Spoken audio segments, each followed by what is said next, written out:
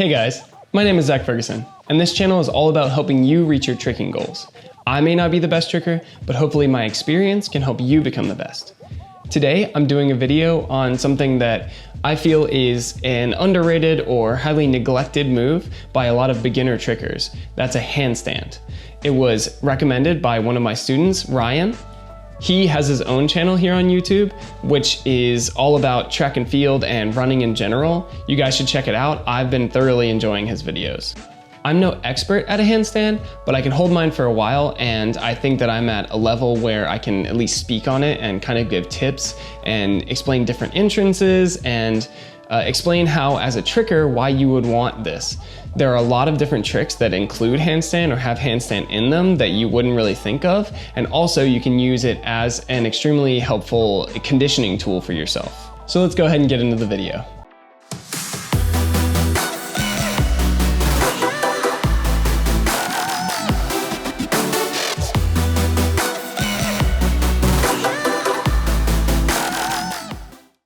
So as a tricker, why would I want to learn a handstand? Well, there are actually a lot of tricks that include handstand or have handstand in them, and they're kind of disguised, so I'm gonna go over them. Albetito or L kick is a trick that you see a lot of beginner trickers do. It's kind of this fancy kicking handstand movement. I actually don't really like it that much, and it's probably just because I'm not as flexible as I should be, but this is a trick that you can use to kind of show off or show your balance, and it's kind of like a less b-boy type of freeze that's included in tricking that a lot of beginners do. It's a handstand where you drop a leg down like a kick and then return to standing.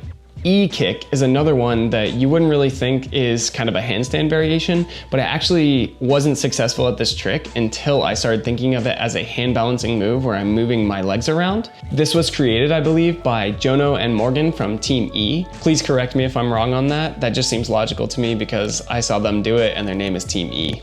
And what it is sort of like a machine, gorilla, transformer beginning, and then you balance on one hand and you pump your legs back and forth and end in a hook kick. So it kind of goes left, right, left again, and then you just land as if you were doing any hook kicking trick. But if you look close, what you do is you sweep your left leg backwards, and then you're balancing on your hand for kind of a long time while you are pumping those kicks. So if you don't have good balance on your hands, then it's actually gonna be really, really hard for you to do this trick. And if you're falling on this, that might be why. Macaco is another trick that is vastly easier if you have a handstand. This comes from capoeira and is kind of a transition move in tricking. It helps you learn master scoot, it helps you learn back handspring, it helps you learn how to swing on a lot of different moves, or it can help you with those things. But essentially what it is you start in a crab position and then you rock back and forth and you open up and reach backwards as if you were doing a bridge, and then reach a handstand position in the middle, even if it's sort of a sideways handstand, and then you can land two legs like a round off, left leg like a scoot, or right leg like a cartwheel. Either way, all of them are macacos. It's the down, back, arch, and go over the top motion that makes it a macaco. But if you look in the middle of the trick, you can see how you're basically in a handstand. Even a cartwheel is basically a handstand entrance where you pirouette or 180 in the middle. As you can see, as I reach forward, all you do is touch with one hand, and then you turn your body 180, and then you land on the other hand, and you step down as if you were stepping down out of a handstand. Even if your cartwheel is sideways, it'll still benefit you to learn how to handstand because you have more control over the movement overall. It can even help for tricks that are kind of pseudo other tricks. So if I'm doing something like a cartwheel into front handspring motion that kind of looks like a reversal but isn't a reversal, I'm basically starting a cartwheel, doing that same pirouette, but turning my body even more and then stepping down. Because I have the control from the handstand, it's a lot easier to do this motion. This is another way you can actually learn Webster's if you're having trouble with that. I'll do a tutorial on that eventually. And if it's already done, I'll link it up in the card, whichever side it is. I'm always confused when I'm filming myself. Speaking of front handspring, you can use it to learn a front handspring. I apologize, mine are really garbo on these clips. I'm not exactly sure why. I can tell by my form that I'm not reaching forward enough, but whatever, it's a front handspring.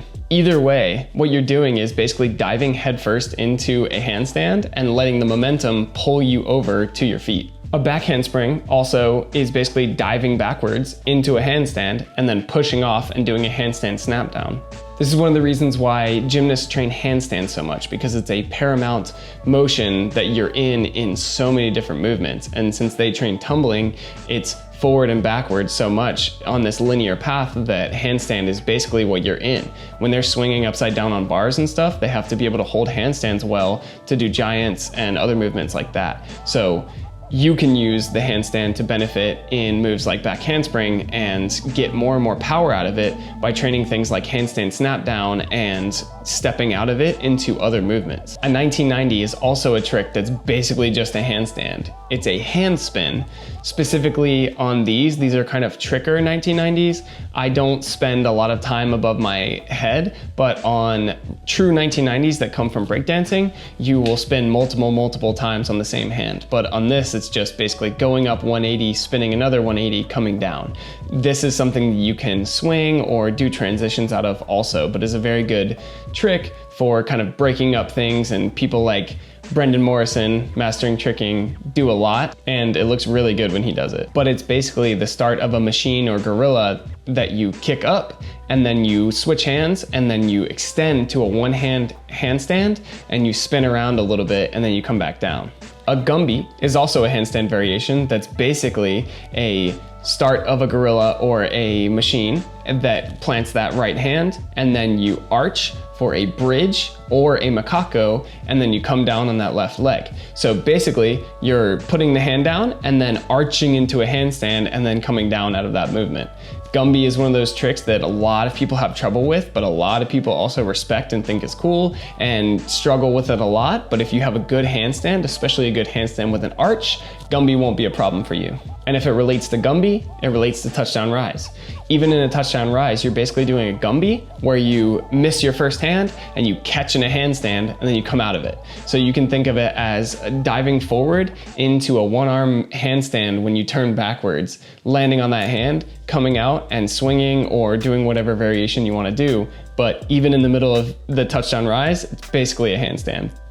You can even split your legs and land right-left and then do an Arabian, and it'll feel exactly like a cart front. So then you can use that to do a fast cartwheel, so the cart front will be a piece of cake after that because you'll have extra momentum. But handstand isn't just exclusively for tumbling, you can also use it to learn how to swing. So say if you have a really good backflip and you want to get into swings but you don't know how, you can use your handstand to step down only on your eagling leg, hold your eagle back, and then swing into a backflip. And once you get better at that, if you can do even a second long one-hand handstand, then you can switch to one hand and step out onto that eagle again, and it'll feel even more like a natural swing or something like a touchdown rise swing through.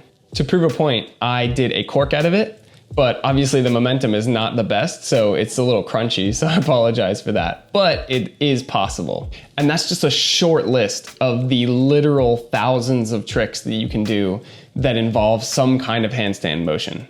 So now that you know why you want a handstand, let's go over a little bit of safety first. Let's start with a forward roll. It's really a simple movement, and a lot of people that I've met are kind of like, how do you even have to teach this? But some people are just a lot more afraid to go over their heads. So it's really important to have safety first when it comes to things like handstands, because you don't want to slam down on your back. So start with your hands next to each other and then tuck your head underneath so that your shoulder blades touch the ground first. If you can't do that, you can just practice that part. You can even put your feet up onto a couch or something and then curl up until you can touch the ground. If you're afraid that you're gonna hurt your neck or something, what you can do is you can stack a pillow underneath you so that it's softer on your head and your neck, and try the roll itself. Once you understand how to go to your shoulder blades first, what you wanna do is tuck in the tightest ball as possible. A lot of people, when they do their forward roll, try to extend their legs extremely fast, but all that does is actually push you back the other direction. So what you wanna do is you wanna stay in that ball and hold that tucked position until your feet hit the ground and then stand up. I'm on a slippery carpet here and I can still do it. If I were to extend my legs quickly, then I'd actually slip and fall down back on my butt. If you can't do that, it's not the biggest deal for handstand. It just means that you're lacking the mobility to tuck tight enough to get to your feet. You'll still be able to get to your feet, and really you just need to be able to not slam on your back. So as long as you can tuck your arms and land on your shoulder blades and then get in a ball and at least get to your butt, then you're fine for learning handstand. As you get more used to that roll, kick one leg up and start to get a little more height with the roll. The higher you can feel like you're dropping into the roll, the closer it's gonna actually feel to handstand, because again, handstand can be really scary for people, so you wanna find some middle ground where you're kind of handstanding before you roll. Progress that until you're basically doing a handstand and then dropping down into it. It's really important that you have good arm control here and know where your head is in relation to your hands. The cue that I will give you is that I take my hands and I put them back on my shoulder blades. So I literally try to touch my shoulder blades with the tops of my hands, and that allows me to go from straight arms and then tuck underneath so that my head never hits the ground. Now that you know how to safely train handstand, let's go over the different types of handstands there are, the different positions you might want to do, and the different entrances you might want to do for handstand. So the basic handstand that most people think about is from a deep lunge position into the T-pose position. No, not that kind of T-pose. Into your handstand. The next entrance or way you can train handstand is the hop up method. In my opinion, this is a little bit harder than the other one, but you can have less momentum and it can also feel more like a roll. So if you're afraid of it, you can use this method to stay almost closer to the ground, if that makes sense. But what you do is you place your hands next to each other, you rock back and forth, and then you hop with both feet at the same time. And you kind of pull with your lower back like you're almost sticking your butt out, and this will help you get your hips above your head. What you're looking for in this is for your hands and your shoulders to be in line with your hips or your butt. Once you get that, then you can extend your legs and you'll be in your handstand. The last method is a press handstand. This is something that a lot of people work towards just in handstands in general. People like being able to press into it. It's a gymnastics move, it's a dance move, it's a circus move, but mine is not that great yet. So there are different methods you can use to help you get into your press. You can slide your feet a bunch, you can do a bunch of conditioning drills like floor slides and inchworms and stuff. But if you want to have the feeling of it right away, use the hop up method, or you can prop your feet up onto your couch and kind of pull them up and maybe hop them up just a little bit. But right now, this is as close as I can get to my press. So it's definitely not a beginner level progression. I just wanted to mention it so that I didn't leave it out. But it's something that you might want to work towards in the future if you find yourself loving handstands. But mainly for the rest of this video, I'm going to focus on the lunge entrance or the T-pose entrance into your handstand. So the reason this method is the easiest in my opinion is because of body lines. So you can think of your hands to your shoulders being one segment of your body, and then your shoulders to your hips being another segment of your body, and then your hips down to your toes being the third segment of your body. The reason you want to think about it in these big gross muscle pathways is because it makes it a lot easier to understand when you think of your body as three pieces rather than a bunch of little joints moving together and you're having to concentrate on so many different things at the same time. So to start with this, get into your deep lunge and then try to tilt forward and keep your toes and your fingers in the same straight line. So you're tilting forward as if you were a seesaw. This can be a lot harder than it looks, so don't feel bad if you can't make it perfect right away. What you wanna think about is putting more and more weight into your hands as you're in that T-pose until you start to fall towards your hands. At that point, let momentum take over a little bit, place your hands on the ground, and try to keep that back leg as straight as possible. Keep that bottom leg down, the left leg in this case, and let it be a counterbalance so that you don't have too much momentum. If you go up high and then you come back down, that left leg should be almost in a split position so that you're actually really close to the ground still and you can just step down without crashing or hurting yourself. Whenever you step down on this method, what you want to do is focus on keeping your arms up for now. This will be a habit that you're building so that when you work on tumbling moves, you can keep your arms up and throw yourself up right away, and you won't have to worry about flipping because your body will naturally be flipping when you come out of that handstand or cartwheel position later. Once you start getting comfortable with this, do it over and over again and keep that right leg as your straight line. So from, again, your toes to your fingers, they are one straight line, and the left leg is kind of just an accessory that is helping you get into that one leg handstand. Once that's comfortable and it's easy to do it, try to pull your other leg up to the right leg. And if you squeeze your legs together as if someone's trying to pull them apart, then your whole body will act as one muscle and it'll be a lot easier to balance. When you need to exit, all you have to do is break the balance and step back down the way you came. You can go to your right leg like a cartwheel, or you can go to your left leg like you did for that last drill we just did. If you play with this and you keep those rigid body lines, then you may just get your handstand this way. I did it from another angle so you can see that even my arms aren't completely straight.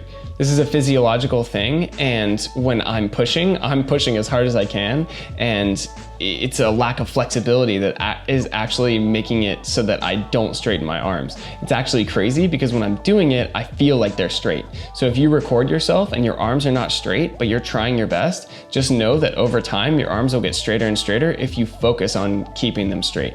So it's important to make sure that your palms are flat on the ground. What you do is make micro adjustments with your fingers and push the ground away slightly. You want it to feel like you are falling over into that roll, and then because you are rigid and you push with your fingers and your wrists, you actually slow yourself down and stop yourself from flipping.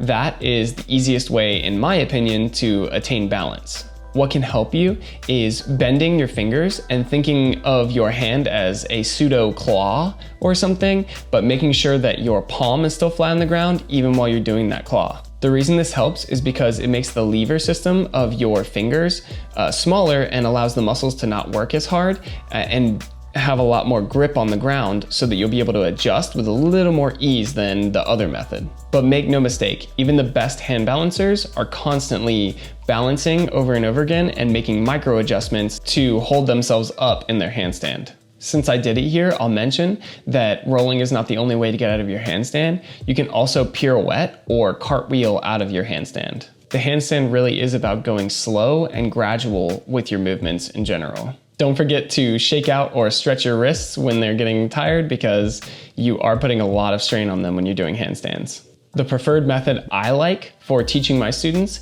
is what I call the push-up method. I have them start in a push-up position and then almost like a runner's pose with one leg bent underneath them. Whichever leg is the kicking leg is still going to be extended in the back. What you want to do is do almost a bicycle kick motion over and over again and just get used to putting a lot of pressure in your hands and feeling that the momentum is kind of like heavy in your legs, if that makes sense. Do this over and over again until it starts to become easy. You'll know that it's getting easier when you feel like you're floating or that you're in the air for a while, and you'll feel like that straight body, one-legged handstand that I was talking about before. And over time, you'll start to feel your balance and then you'll be able to pull the other leg up. But remember, it's all one muscle at that point. Squeeze your legs together as hard as you can and tighten your core and try to stay in balance for as long as you can. If you are falling, separate your legs. If you are falling forward, roll. The way I got my handstand to be pretty consistent and able to hold for a while is actually putting my phone down in between my hands and just watching YouTube for a long time.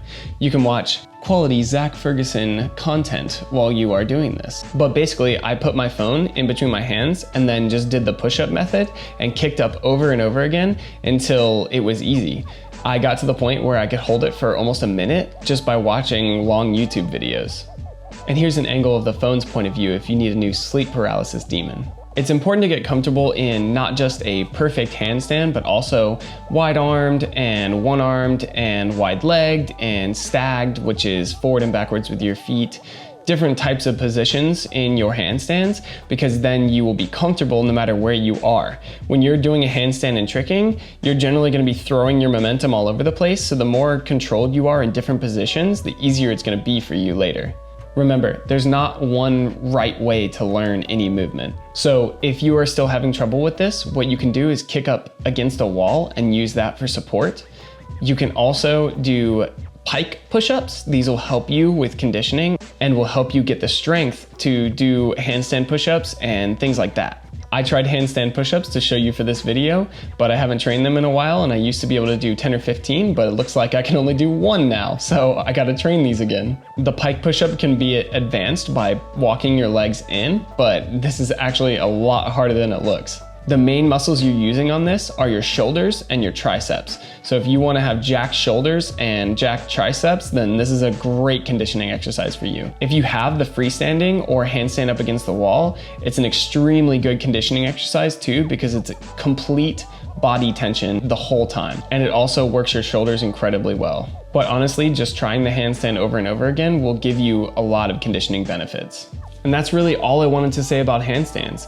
There's a vast world of handstands out there, and there's a bunch of handstand YouTubers that you can watch. There's actually a guy named Yuri Mamerstein that started tricking about the time when I did, and he actually has turned into a handstand, I don't want to say guru, but someone who trains people doing handstands and does seminars on them and is pretty insightful in my opinion. And he has his own YouTube channel, so I'll link that down below in the description. And the other person I like to watch for handstands is Tom Merrick, the bodyweight warrior. He does calisthenic tutorials and also handstands tutorials and stretching and just a lot of things that are kind of on the slower end of the spectrum, but I love watching his videos. So if you want to dive deeper into handstands themselves, I recommend those two channels. Help me on my quest to 1,000 subs by subscribing down below, and hit the like button if it was helpful for you. Share it with somebody if they are struggling with a handstand. Maybe there's something insightful that I said in this video that might help them. Send me a message at zach.enso on Instagram. Give me a video if you want tips on anything, and I will help you out best I can. And Ryan, I hope that this was helpful for you. If there's anything else you need, please comment below, or you can message me on Instagram and I will help you out there also. Since we're all isolated right now, this is the perfect time for you guys to work on your softer or slower skills like handstands. So there's no excuse for not training right now. Thanks for watching, guys. Until next time, please stay safe and healthy, and I'll see you next time.